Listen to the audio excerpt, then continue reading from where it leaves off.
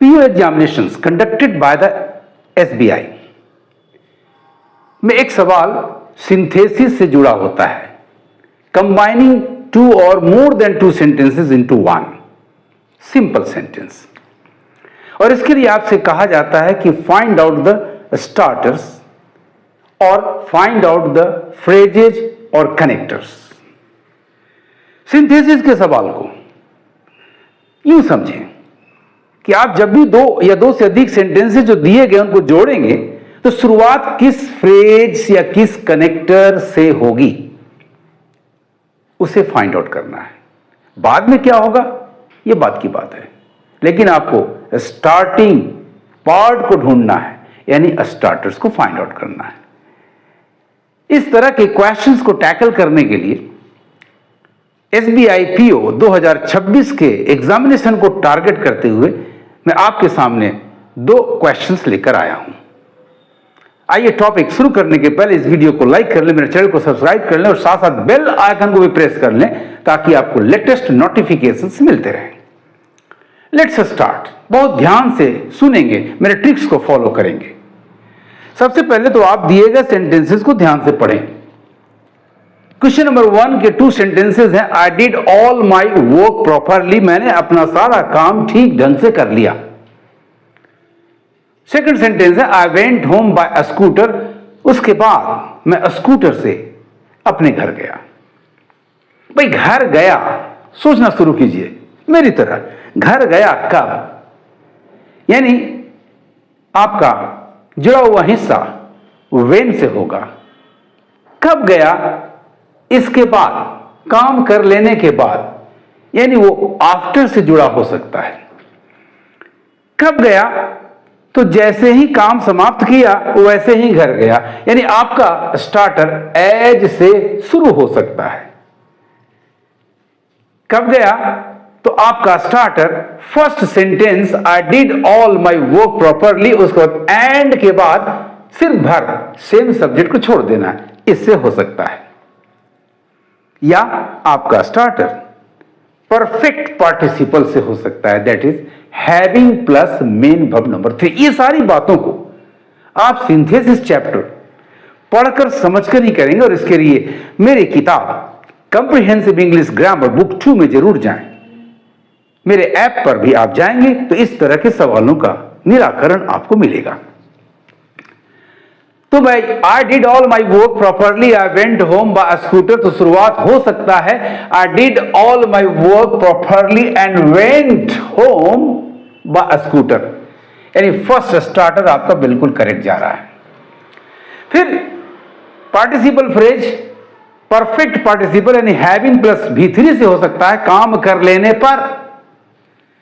तो second starter आपका जो दिया हुआ है ऑल्टरनेटिव के रूप में, having done all my work, comma, having done all my work, properly, comma, I went home by a scooter, यानी सेकंड भी आपका फिट बैठ रहा है।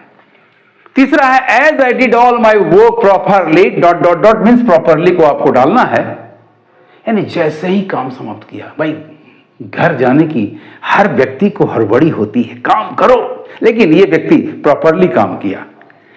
As soon as या as the moment, बहुत सारे कनेक्टर्स हैं my dear students.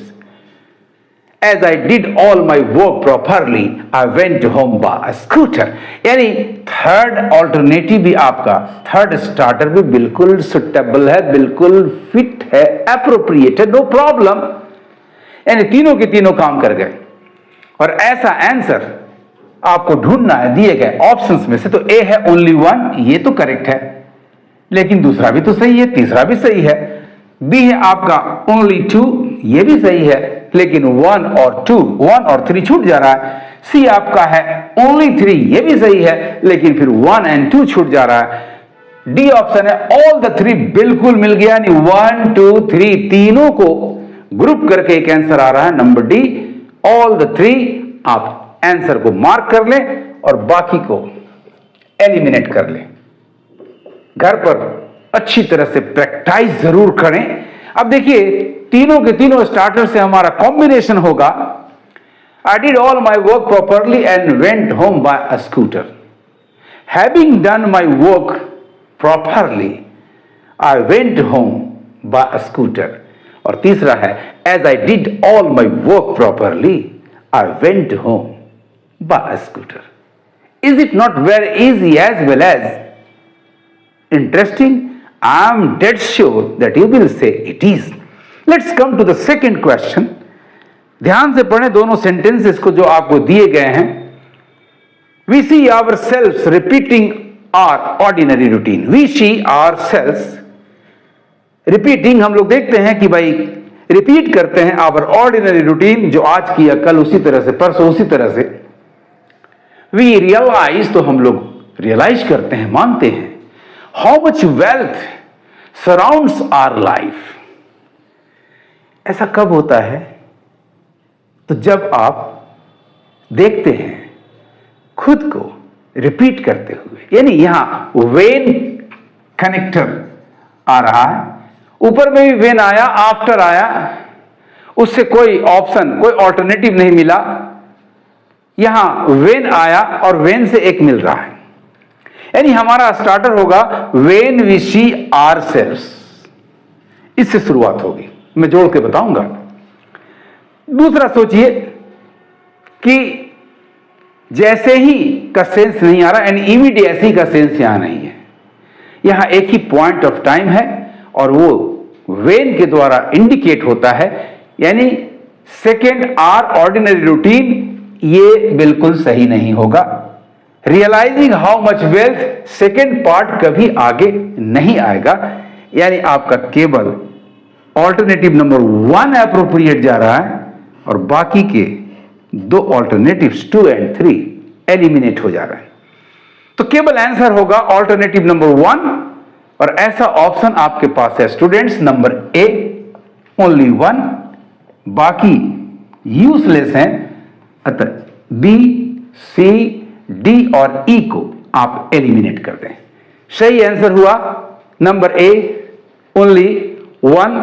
Alternative number 1 जो दिया गया है, उसी से आप दोनों सेंटेंसेस को जोड़ पाएंगे और आपका स्टार्टर हुआ जो 1 में है, व्हेन वी सी आवरसेल्व्स. अब जोड़कर देख लें. When we see ourselves repeating our ordinary routine, जब हम लोग देखते हैं कि हम लोग ऐसा करते हैं, when we see ourselves repeating our ordinary routine, तो क्या परिणाम निकलता है, इसके बाद क्या नजर आता है, क्या पाते हैं? We realise how much wealth surrounds our life. तो हमारे जीवन के चारों तरफ कितनी दौलत होती है, कितनी संपत्ति होती है. Right answer is alternative number 1. The correct answer is option number a. When we see ourselves repeating our ordinary routine, we realise how much wealth surrounds our life. Students, आप मेरे ट्रिक्स को फॉलो करेंगे तो कभी भी synthesise करने में आपको परेशानी नहीं होगी और सही स्टार्टर्स को फाइंड आउट करने में कभी रुकावट नहीं होगी. आपको मेरे ट्रिक्स और मेथड्स कैसे लगे कमेंट जरूर करें और इस वीडियो को हाइप, लाइक और शेयर करना कतई नहीं भूलें. Thank you for watching my video.